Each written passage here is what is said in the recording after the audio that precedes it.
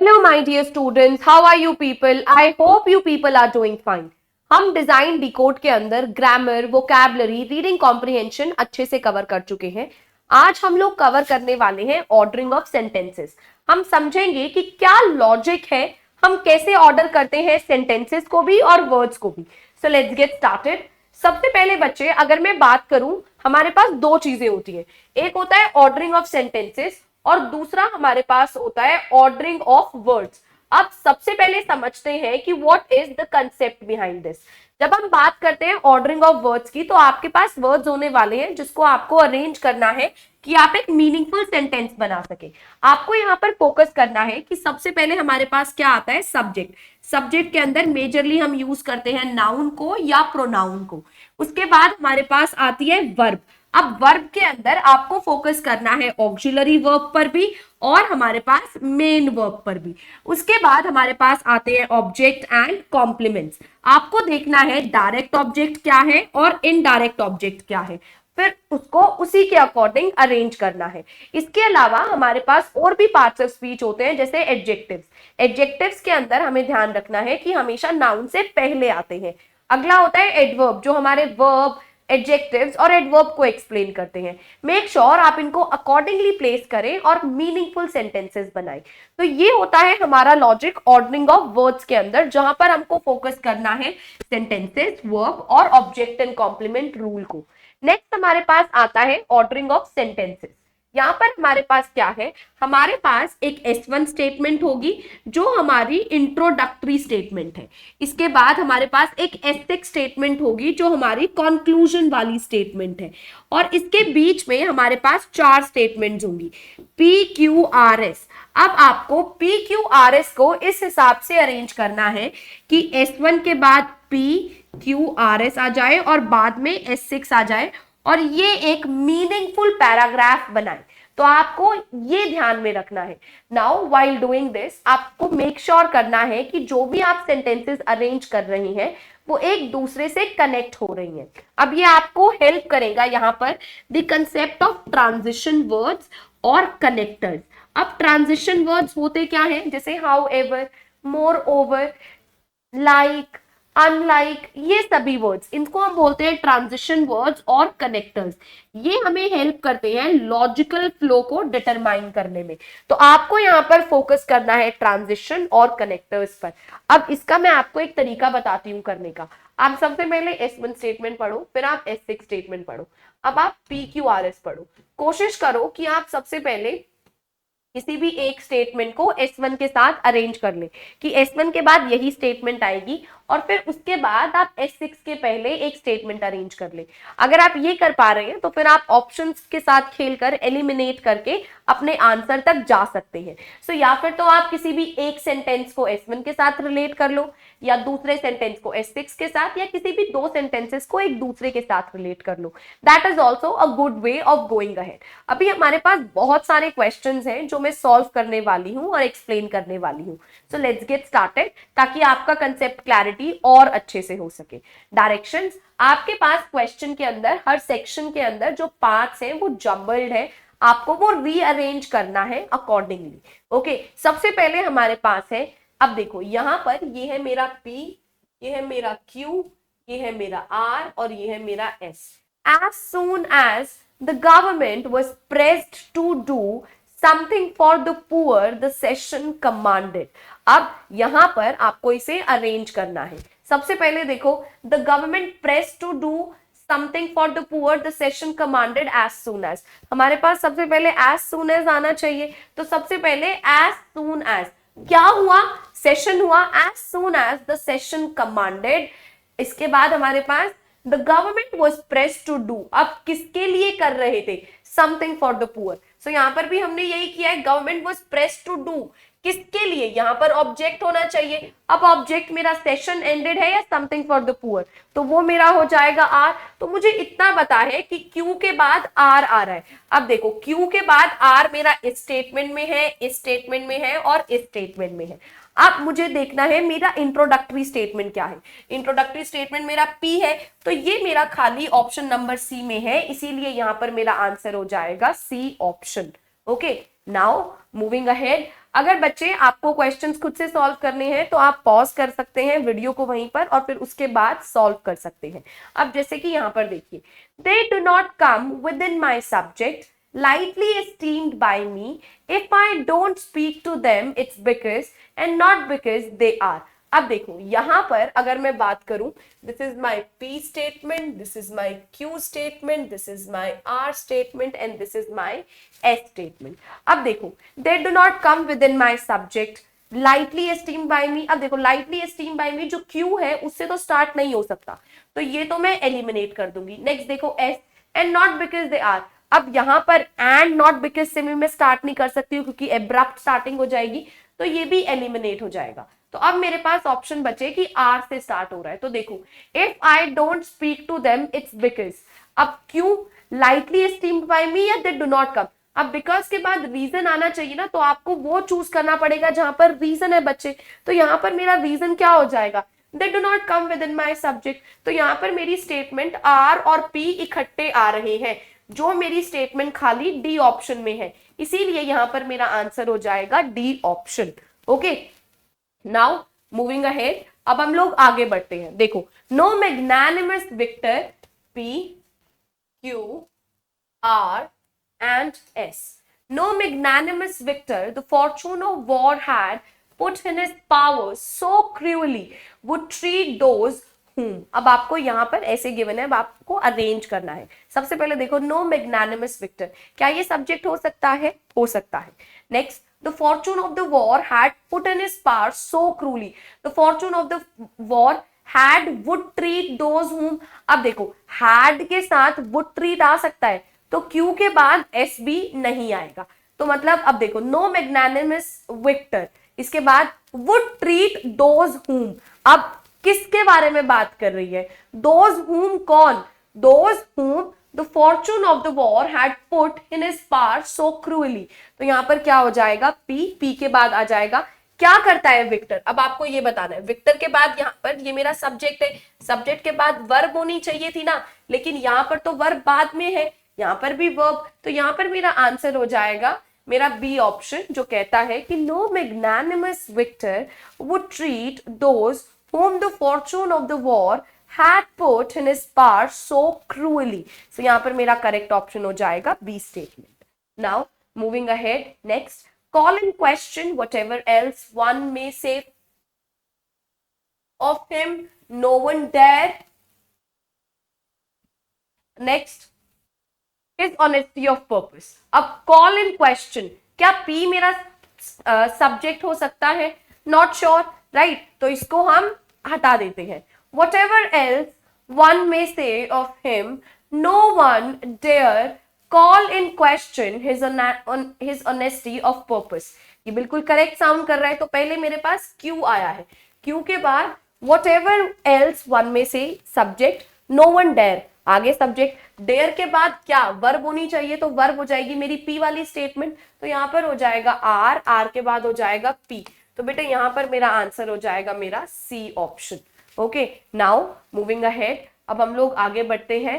देखो, has become ever since the कोविड-19 pandemic began a fixture of everyday life calibrating disease related risk. अब यहां पर P Q R S, अब बेटा आप हैज बिकम को तो सबसे पहले नहीं रख सकते हो, तो जो मेरी पी स्टेटमेंट है वो तो हो जाएगी एलिमिनेट। अब सब्जेक्ट ढूंढते हैं, एवर सिंस द कोविड-19 पेंडेमिक बिगैन, ये हो सकता है मेरा सब्जेक्ट। अब fixture of everyday life calibrating disease related risk, अब देखो क्यू को मैं मान के चल सकती हूँ कि क्यू मेरा सबसे पहले आ सकता है। अब देखो, एवर सिंस द कोविड-19 pandemic began calibrating disease related risk, आगे रिस्क के बाद हैज बिकम, अब यहां पर ये मेरा नेक्स्ट सेकेंड सब्जेक्ट एस। अब रिस्क के बाद बच्चे हमारे पास वर्ब आनी जरूरी है, तो वर्ब हो जाएगी P, so Q S P. Next, a fixture of everyday life, तो क्यू एस पी आर कहां पर है मेरा? ए ऑप्शन में, तो इसीलिए यहां पर मेरा आंसर हो जाएगा मेरा A option, right. I hope आपको ये क्लियर है। आपको अगर कोई डाउट्स है तो आप लोग कमेंट सेक्शन में डाल सकते हैं, my team will get back to you for sure. ये अगर आपको कंसेप्ट समझ में आया है तो अब जो आपके बाकी क्वेश्चंस हैं वो आप खुद से सॉल्व कीजिए. I am going to give you people some seconds for it. Okay, so take your time everyone.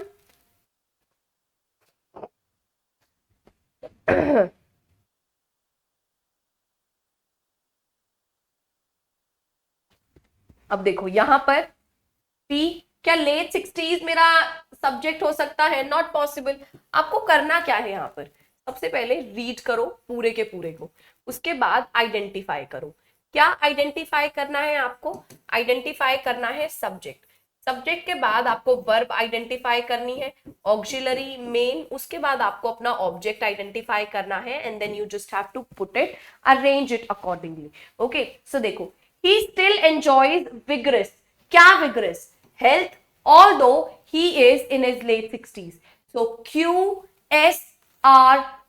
QSRP is my C statement. Okay, now moving ahead, next question देखो. This is my P statement, this is my Q, this is R and this is S. Now read this carefully everyone. I am going to give you some time for this.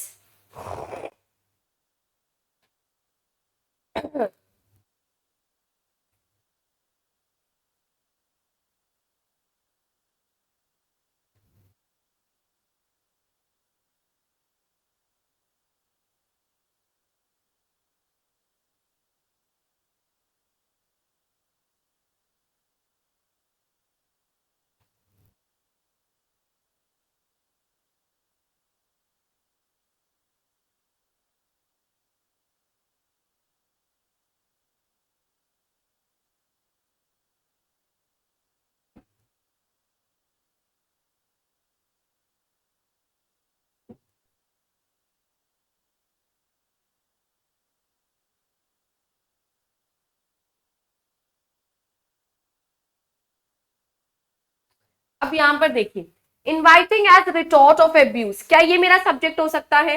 Nothing is so easy. ये फिर भी हो सकता है क्योंकि ये कुछ beginning की तरह लग रहा है.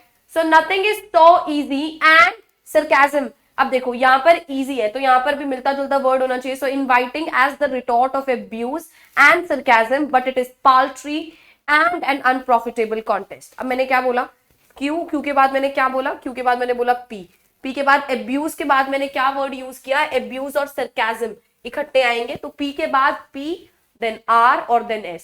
सो क्यू पी आर एस. तो यहां पर मेरा आंसर हो जाएगा मेरा D statement. Okay, now next question देखो, जल्दी से ये पढ़िए और ये कोशिश करिए करने की.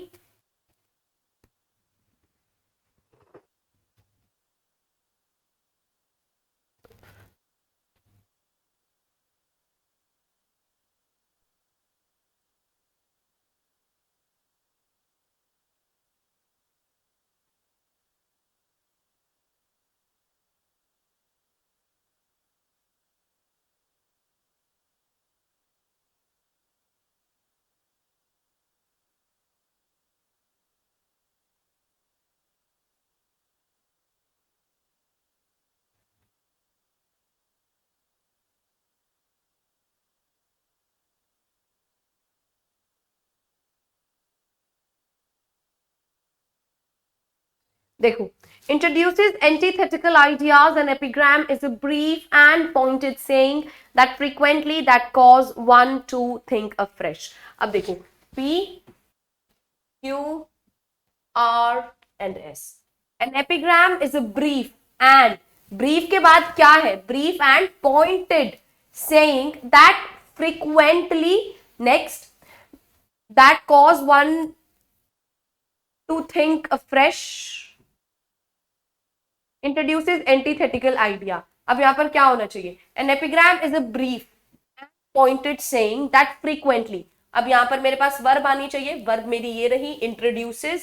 Next, that cause one to think afresh. तो Q, Q के बाद brief and pointed R, R के बाद मेरे पास क्या हो जाएगा? R के बाद मेरे पास हो जाएगा वर्ब, that is P, और फिर आ जाएगा S. तो Q R P S. तो यहां पर मेरा ऑप्शन हो जाएगा B स्टेटमेंट.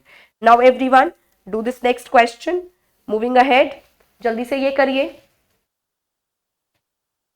देखो यहां पर बहुत सारे बच्चों को ये बहुत ट्रिकी लगता है, बट मैं सही बताऊं ये फ्री के नंबर वाले क्वेश्चंस होते हैं जहां पर आपने पढ़ा, आपको समझ में आया and then you move ahead. That's it.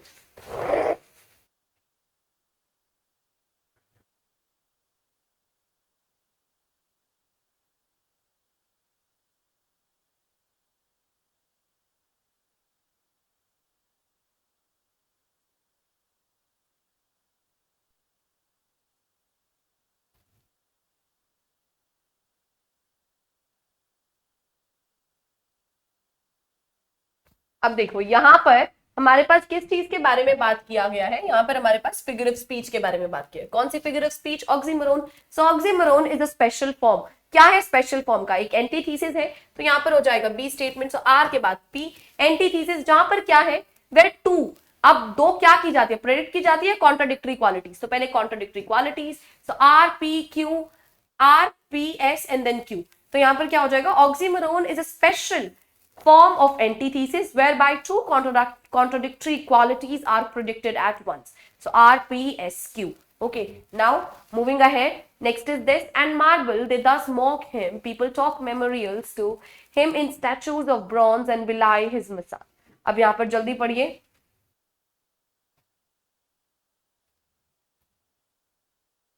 Read this carefully, everyone, and try to solve this question.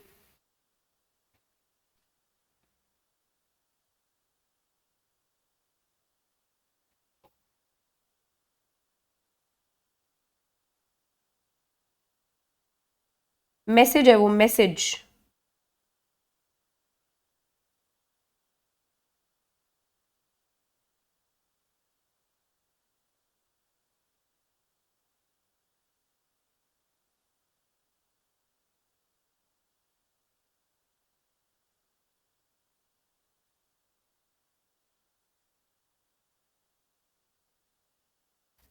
देखो अब यहाँ पर सबसे पहले this is message not massage, ठीक है. And marble they does mock him, people talk memorials to him in statues of bronze and belie his message. अब यहाँ पर ये पी के बाद ये क्यू के बाद ये आर के बाद ये एस. तो सबसे पहले क्या हो जाएगा, पीपल टॉक मेमोरियल्स टू. अब किससे करते हैं, to object him, so Q R, to him in statues of bronze. और किस तरह के स्टैचूज, मार्बल के. and marvel they thus mock him and belie his message. So QRPS, which is your C option. Okay. अब बेटा हमारे पास आने वाले हैं पैराग्राफ वाले क्वेश्चंस. आई होप आप लोगों को ये क्लियर हो गया है कैसे हमने वर्ड्स को अरेंज किया है सेंटेंसेस के अंदर. अब हमारे पास आएंगे पैराग्राफ, जिसके अंदर हमें पास क्या है, एक S1 होगा इंट्रोडक्टरी, एक S6 होगा कंक्लूजन, और बीच में PQRS. ये चार स्टेटमेंट्स को हमें अरेंज करना है अकॉर्डिंगली, ताकि एक मीनिंगफुल पैराग्राफ बन सके. यहाँ पर फोकस करना है ट्रांजिशन वर्ड्स पर, और कोशिश करनी है हम कनेक्ट करके चले ताकि एक लॉजिकल फ्लो बन सके. ओके, सो सबसे पहले अगर मैं आपको करके दिखाती हूँ पहला वाला क्वेश्चन. देखो S1 क्या कहता है, हंगर और माल न्यूट्रिशन आउटकम्स है फूड इनसिक्योरिटी के और इनएबिलिटी के, जो एडुकेट एक्सेस नहीं दे पा रहे फूड और न्यूट्रिशन को. ये क्या है, मेरा इंट्रोडक्शन है. ठीक है, what is this, this is my introduction. Now it is most likely that India is going to miss the millennium development goal in this regard. यहाँ पर ये क्या है, यहाँ पर ये मेरा कंक्लूजन है. अब PQRS, ये मेरे पास चार स्टेटमेंट है. In 2001-3, every fifth Indian was found to be undernourished. Next, the rate of decline in proportion of the undernourished through the 1990s was much slower in comparison to the decline in poverty head count ratio. Our statement पढ़ो.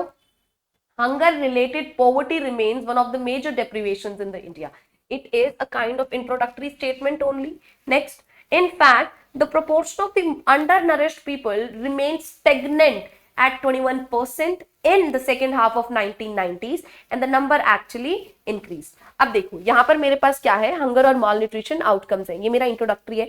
Hunger related poverty एक major deprivation है, ये भी एक तरीके का है. तो यहाँ पर मेरा S1 के बाद जो स्टेटमेंट आनी चाहिए वो आनी चाहिए P स्टेटमेंट. P नहीं, कौन सी है ये, R स्टेटमेंट. तो देखो ये दो मेरे पास बचते हैं, ये दो एलिमिनेट हो जाएंगे. ठीक है, अब देखो S1 के बाद R. अब R के बाद मेरे पास क्या आने वाला है, अब हमें इस पर फोकस करना है. Q आएगा या P आएगा. The rate of decline in the proportion of undernourished through this was much slower. अब यहाँ पर ये क्या बात कर रहे हैं, यहाँ पर सीधा रेट की बात कर रहे हैं, लेकिन यहाँ पर ये लोग अगेन इंट्रोड्यूस कर रहे हैं कि भाई कैसे स्टार्ट होता है. देखो जब भी हम डिटेल के बारे में बात करते हैं, हम लोग कैसे स्टार्ट करते हैं, हम पहले ओवरव्यू देते हैं, फिर हम और ज्यादा डीप में जाते हैं. राइट, कभी भी ऐसे नहीं होता ना, पहले हम बोल देंगे रिपोर्ट ने बोला है कि 40% लोग मर गए हैं, और फिर उसके बाद बोले अरे कल ही रिपोर्ट आई है. ऐसे तो नहीं बोलते ना, हम बोलते हैं कि कल रिपोर्ट आई है, इसने पब्लिश की है और रिपोर्ट में ये बोला गया है. ये एक लॉजिकल फ्लो है, पहले हम इंट्रोडक्शन देते हैं फिर हम डिटेल में जाते हैं. तो इसी हिसाब से यहाँ पर भी हो रहा है. तो यहाँ पर मेरा आर के स्टार, मेरी कौन सी स्टेटमेंट आने वाली है, मेरी पी स्टेटमेंट, जिसके अंदर बात की गई है कि भाई एक रिपोर्ट के थ्रू ये जाना गया है कि 2001 और 2003 के अंदर हर पांचवा इंडियन क्या था, माल अंडर नरिश था। ठीक है, उसके बाद अब यहाँ पर बात की गई है the rate of decline in the proportion of under nourish, उसके बाद डिक्लाइन हो रहा है, तो यहाँ पर आ जाएगी मेरा क्यू स्टेटमेंट। अब देखो आर पी क्यू, यहाँ पर मेरा आंसर हो जाएगा मेरा a statement. Okay, now everyone I am going to give you people some time to solve these questions.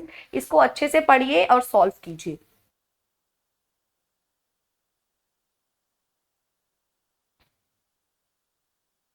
Read this carefully.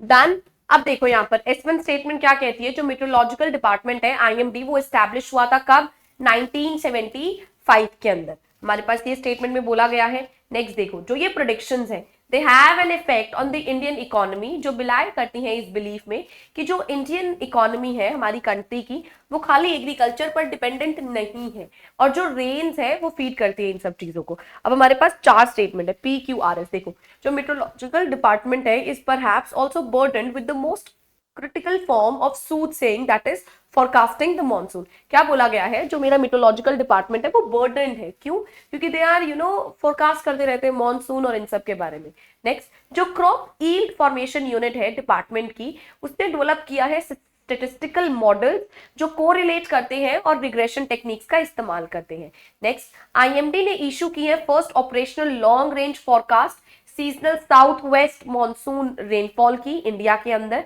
Next हमारे पास क्या गिवन है, it is natural meteorological service and the principal agency in all matters related to meteorology। अब S statement मेरी किसी तरीके से explain करना चाहती है कि चीजें कैसे मेंटेन्ड है। अब यहाँ पर बेटा आपके पास क्वेश्चंस ऑप्शंस गिवन है। अब एक बार इसको हम सॉल्व करने की कोशिश करते हैं। सबसे पहले देखो, मैंने S1 स्टेटमेंट में क्या देखा कि ये लोग किसके बारे में बात कर रहे हैं, इंडियन मेट्रोलॉजिकल डिपार्टमेंट के बारे में बात कर रहे हैं। तो सबसे पहले मेरी S1 स्टेटमेंट है। अब इसके बाद कोई या फिर तो इसी को एक्सप्लेन करेगी या नया टॉपिक उठाएगी।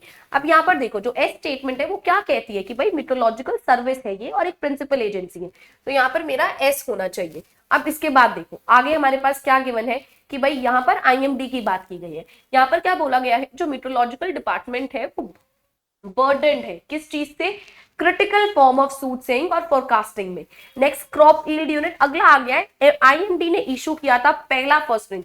सबसे पहले हमने क्या देखा, आईएमडी एस्टैब्लिश हुआ इस टाइम पे, ये एक मेट्रोलॉजिकल सर्विस है। उसके बाद हम देखेंगे ना आईएमडी ने कब फंक्शन किया, तो यहाँ पर मेरी स्टेटमेंट आ जाएगी आर स्टेटमेंट। तो मेरे पास S1 के बाद S और R। अब देखते हैं ये है किसी स्टेटमेंट में मेरे पास, तो यहाँ पर देखो PQRS, तो यहाँ पर B हो जाएगा मेरा correct option. Okay, now everyone, I want my students to do this question. Have a look, read it carefully, and then come to the correct option.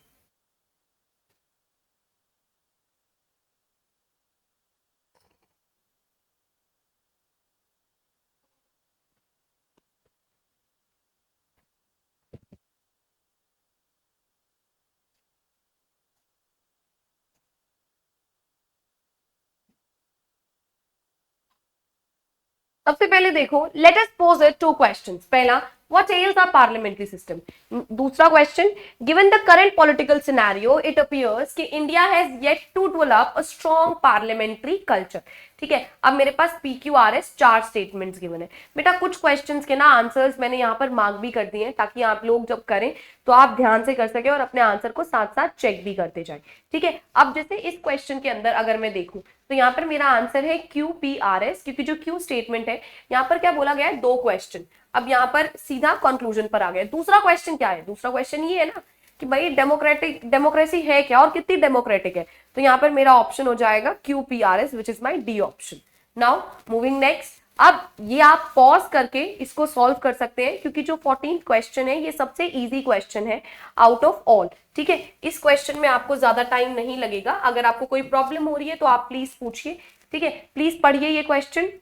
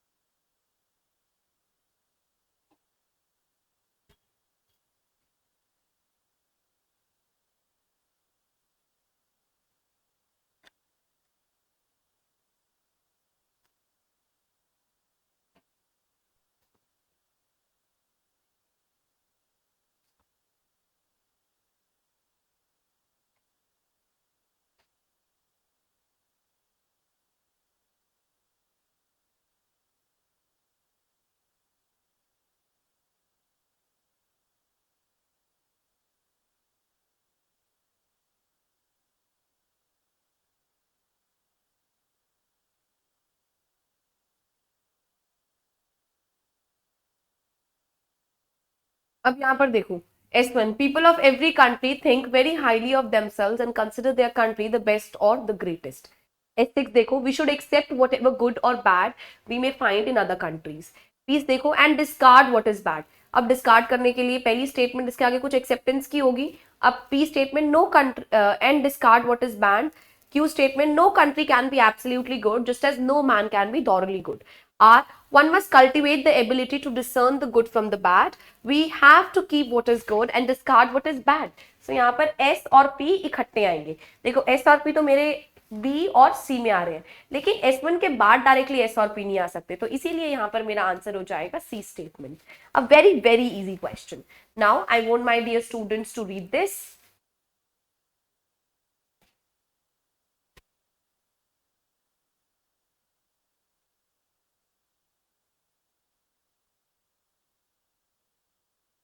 अब यहां पर सबसे पहले गिवन है, पॉवर्टी को एक ईविल कंसिडर किया गया है। To abolish poverty would be to destroy the soil upon which mankind produces the virtues conducive to higher civilisation. अब PQRS स्टेटमेंट, ठीक है। अब P statement, most of the greater men on earth are those who have sprung from the ranks of the poor। Okay, अब देखो यहाँ पर जो ये वाली लाइन है कि भाई कंड्यूसिव, ये जो P स्टेटमेंट है ये तो S6 से कहीं ना कहीं रिलेटेबल है ना, तो P स्टेटमेंट मेरी एंड में आनी चाहिए, जो मेरा खाली B स्टेटमेंट में है। That is why B is going to be my correct answer. Okay, now moving ahead, next work question, all work and no play makes Jack a dull boy, a very famous quote. There is a lot of truth in this proverb. Games provide recreation for pupils and also make their bodies strong. Now then they can go back to their books refreshed. It cannot be the second statement, right? क्योंकि then से start हो रहा है। Next, games provide the best form of recreation in schools. ये आ सकता है मेरा इसके बाद। Unless pupils enjoy some sort of recreation, they become dull and their reading suffers as a consequence. Very good. ये इसको कहीं ना कहीं explain कर रहा है, तो S1 के बाद मेरे पास R statement आ जाएगा। Pupil should play for an hour or two. इससे पहले ये वाली statement R के बाद Q, तो ये तो खाली मेरा A ऑप्शन में है, सो यहाँ पर मेरा आंसर हो जाएगा A option. Now moving next. 17. Sometimes we have to put up with something irksome or unpleasant, but we find ourselves getting accustomed to it in due course of time. Next, perhaps we shift into a house near a factory which keeps going all day. As time goes by, we are able to adapt ourselves to it so that it becomes a part of our life. Sometimes we have to put up something irksome and pleasant, और यहाँ पर बात करी जा रही है adapting की, तो S1 के बाद Q statement. Now thus we can get used to anything. Q के बाद R स्टेटमेंट, क्योंकि डायरेक्टली रिलेटेबल है। अब देखो Q और R इकट्ठे आ रहा है, Q पहले कहाँ आ रहा है, सिर्फ मेरा C ऑप्शन में, तो यहाँ पर मेरा करेक्ट आंसर हो जाएगा C। Okay, now moving next. A large city is the best school for studying school. Thus, a city can teach us many aspects of life. If we live in a city for a year or two, we will be able to acquire a good knowledge of the life. In large city, we encounter different types of persons. A large city, again large city, तो S1 के बाद Q आ जाएगा। ठीक है, आगे बढ़ते हैं। The rich and the poor, the proud and the humble, the deceitful and the honest, and the rough and the gentle.